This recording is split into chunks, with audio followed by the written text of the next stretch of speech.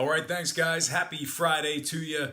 The weekend is finally here. Thank God. Thank God it's Friday. But we do have some excellent Saturday action. We're going to go ahead and get a head start on that stuff.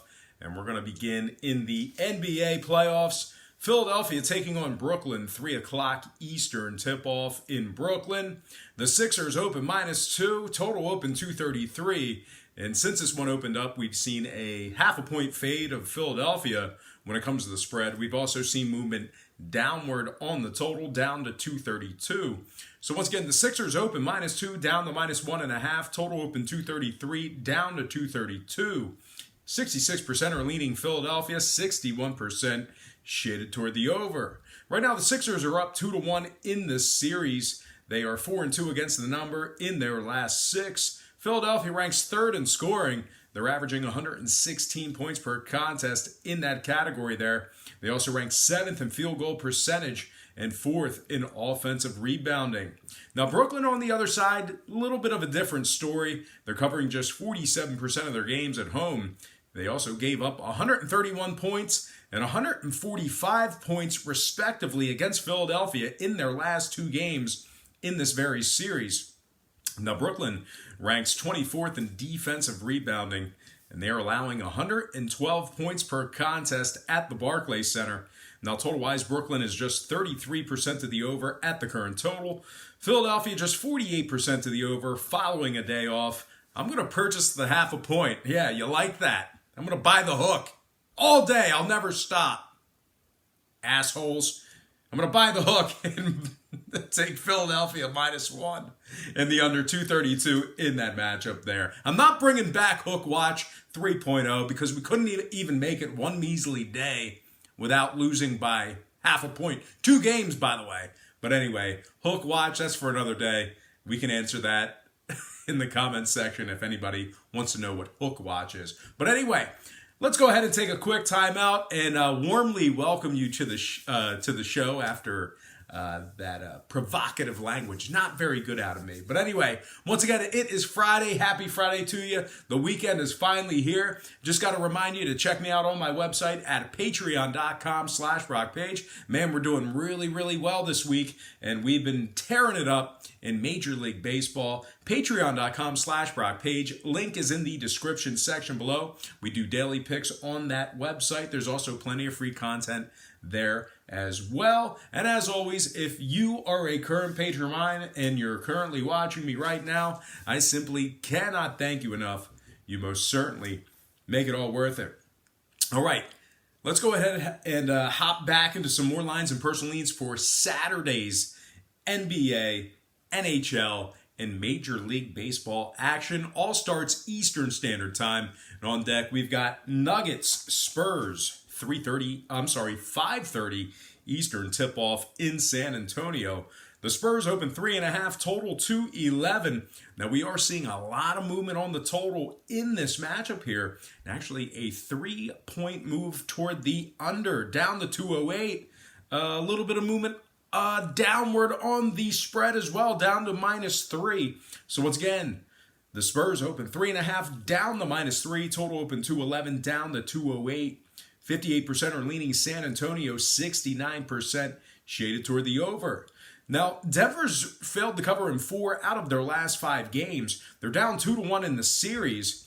They've dropped 6 out of their last 7 on the road, and they rank 22nd in road offensive scoring. Now, one more thing to note about Denver. They've covered just 17 out of their last 42 on the road, so really not doing a good job when traveling this year. Now, San Antonio, completely different story here. They are covering 73% of their games at the current number. They're also 24-10 against the spread, taking on teams over 550. San Antonio ranks 1st in 3-point percentage per game on average. They also rank 1st in free throw percentage and 2nd in field goal percentage. Now, total-wise, San Antonio is 2-0 to the over in their last 2 against these very Nuggets.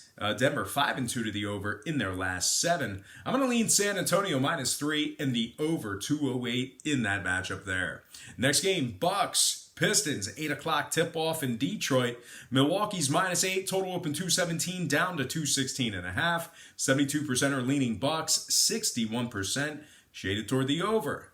Now, Blake Griffin is listed as doubtful for the Pistons, and that's bad news for them because they're already 2-6 straight up in their last 8. They've also failed to cover in 7 out of those 8 games. Now, Milwaukee, on the other side, they're first in scoring, first in offensive rebounding, and first in defensive field goal percentage. Now, total-wise, Milwaukee is 7-2 to the over in their last 9. Give me the Bucks -8 and the over 216.5 in that game. Next and final matchup, it is going to be Rockets Jazz. 10:30 Eastern tip-off in Utah. The Jazz open 2.5, total 216. We're seeing movement downward on the spread and the total, -2 and 215 and a hook. So once again, Utah open 2.5 down to -2. Total open 216 down to 215.5. 66% are leaning Houston, 57% leaning toward the over. Houston ranks first in defending the 3-ball. They also rank 6th in road points allowed, and they are 8-1 straight up in their last 9. A couple more things about Houston. They're 4-2 against the number taking on Utah this season. They're also 22-12 against the number taking on teams over 550. Now, Utah on the other side, they've been struggling in several categories, and especially in spots very similar to this one. They've covered just 15 out of their last 34, taking on teams over 550 themselves. They also rank 26th from the stripe. Now, total-wise, Houston is 5-2 to the over in their last 7. Utah, 80% to the over in their last 5. Give me the underdog Rockets +2. And the over 215.5 in that matchup there. All right, let's go ahead and slide into some Stanley Cup hockey. And as you can see, we do have some games currently in progress. But we're going to go ahead and take a look at Dallas taking on the Predators. 3 o'clock Eastern puck drop in Nashville. Now, Nashville opened the betting as the $1.50 favorite, total at 5. And we're seeing really, really good two-way action on this game. Nashville remains -150 with a total remaining at 5 flat. 53% of the consensus is leaning toward Nashville. 86% is leaning toward the over. Right now, the Stars are +130 on the money line. Nashville +200 on the puck line. We have Ben Bishop for Dallas, Pekka Rinne for Nashville. The Preds rank 3rd in goals allowed at just 2.6 per contest. They also rank 3rd in shots allowed at home at 27 in that category there. A couple more things about Nashville. They're 605 at home and winning 69% of their games, taking on teams allowing less than 2.6 goals per contest. So really rising to the occasion against these top-tier teams. Now, the Stars on the other side, they're winning just 43% of their games as the official road underdog. They've also won just 8 out of 21 at the current market price. Dallas ranks 29th in road scoring at just 2.2 goals per contest in that category there. Now, total-wise, Dallas is 4-2 to the under in their last 6 on the road. 27, 9, and 7 to the under away from home this year. That's unbelievable. Now, Nashville on the other side, they're not very far behind them. They were 24, 15, and 4 to the under at home. And they are 66% to the under when Pekka Rinne makes the start.